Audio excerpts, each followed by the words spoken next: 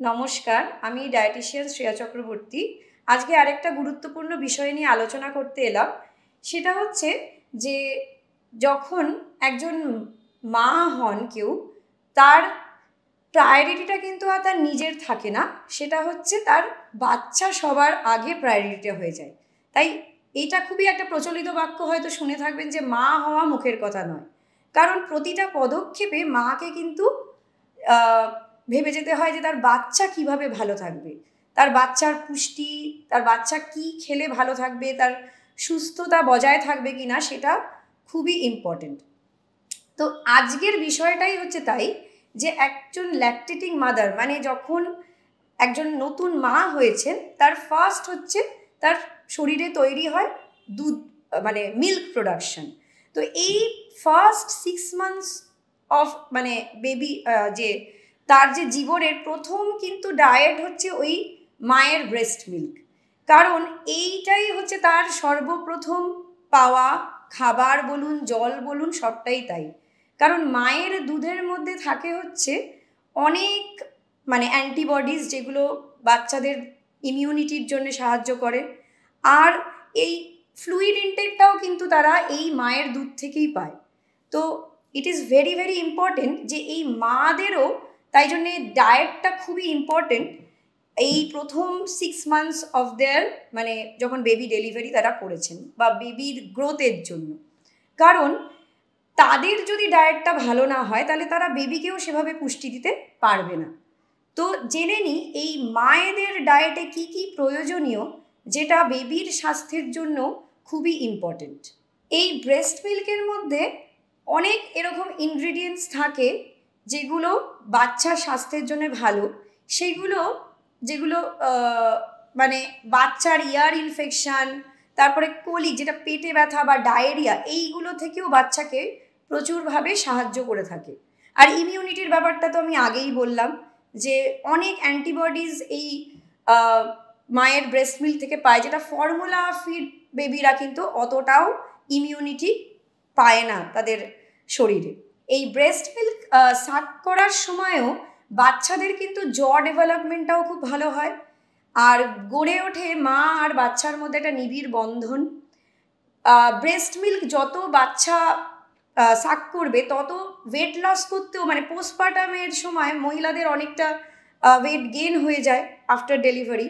তো তখন এই ওয়েট লস করতেও কিন্তু প্রচুর সাহায্য করে এই ব্রেস্ট মিল্ক প্রোডাকশন। আর আরেকটা জিনিস হচ্ছে যে ইউটেরাসটাও আগের মতন সাইজে ফিরে আসে যখন এই বাচ্চারা ব্রেস্ট মিল্ক সাক করে মায়েদের থেকে। মায়েদের শরীর ভালো রাখতে গেলে যে যে খাবারগুলো প্রয়োজনীয় আর যেগুলো বাচ্চার গ্রোথেরও হেল্প করবে, সেগুলো হচ্ছে ডায়েটে রাখতে হবে প্রচুর পরিমাণে আয়রন রিচ ফুড, যেরকম ধরুন শাক সবজি এগুলো, বা ফল মূল থেকেও প্রচুর আয়রন পাওয়া যায়, যেটা বেবি গ্রোথে হেল্প করে। আরেকটা জিনিস বলে রাখা দরকার, যেরকম মুসুর ডাল, ভিটামিন সি যুক্ত খাবার খুব ভালো ব্রেস্ট মিল্ক প্রোডাকশনেও হেল্প করে থাকে। এরপরে হচ্ছে প্রোটিন রিচ ডায়েটটাও খুব রাখা দরকার, কারণ এগুলো মায়ের শরীর আর বাচ্চার গ্রোথের জন্য হেল্পফুল। যেরকম হচ্ছে মাছ, মাংস, ডিম, ভেজিটেরিয়ানসদের জন্য হচ্ছে সয়াবিন, ডাল, তারপরে দুধ, এগুলোও খুব ইম্পর্টেন্ট। এরপরে হচ্ছে ক্যালসিয়াম রিচ ফুড, যেরকম কার্ড, তারপরে বাটার মিল্ক, তারপরে হচ্ছে দুধ, আরও অনেক নানা রকম মিল্ক প্রোডাক্টস। এরপরে হচ্ছে অনেক ফ্লুইড ইনটেকটাও খুব জরুরি, কারণ ডায়েটে ফ্লুইড রাখলে, বা যেরকম যে কোনো ধরুন রস রাখতে পারেন বা প্লেন ওয়াটার ইনটেকটা অনেক পরিমাণে বাড়িয়ে দেওয়া দরকার, কারণ এটাও ব্রেস্ট মিল্ক প্রোডাকশানে সাহায্য করে। আর একটা বিষয় জানাবো, যেটা হচ্ছে এক ধরনের এক গোত্রীয় খাবার বলা যেতে পারে, যাকে বলা হয় গ্যালাক্টোগোস, যেগুলো সিনথেটিক অথবা প্লান্ট মলিকিউলসও হতে পারে। এইগুলোর মধ্যে কিছু কিছু খাবার এমন আছে যেগুলো স্পেসিফিক্যালি ব্রেস্ট মিল্ক প্রোডাকশানে হেল্প করে, যেরকম হচ্ছে ফেনুগ্রিক সিডস, ফেনেল সিডস, তারপরে ওটস, বার্লি, তারপরে হচ্ছে ধরুন ভিটামিন সি, কিছু কিছু ফল যেরকম অরেঞ্জ, মুসাম্বি, তারপরে মুসুর ডাল, এইগুলোও কিন্তু প্রচুর পরিমাণে ব্রেস্ট মিল্ক প্রোডাকশানে সাহায্য করে, যেটা এমনিতে তো খেলে মায়েদের জন্য তো ভালোই, আর বুঝতেই পারছেন ব্রেস্ট মিল্ক গ্রো করতে সাহায্য করা মানে বেবিদেরও স্বাস্থ্যের জন্য এটা খুবই উপকারী। তো আশা করছি যে এই ইনফরমেশনগুলো আপনাদের কাজে লাগবে।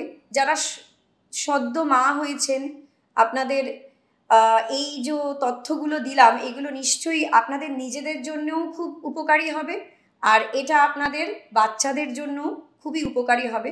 তবে ডেফিনেটলি যে কোনো অন্য সমস্যার সম্মুখীনও আপনারা হতে পারেন, তবে আপনাদের ডক্টর বা ডায়েটিশিয়ানের সাহায্য নিয়ে আপনারা পরামর্শ করে এই ডায়েটের মধ্যে ঢুকতে পারেন। আশা করি আপনাদের এই তথ্যগুলো দিয়ে কিছুভাবে সাহায্য করতে পারলাম। নমস্কার।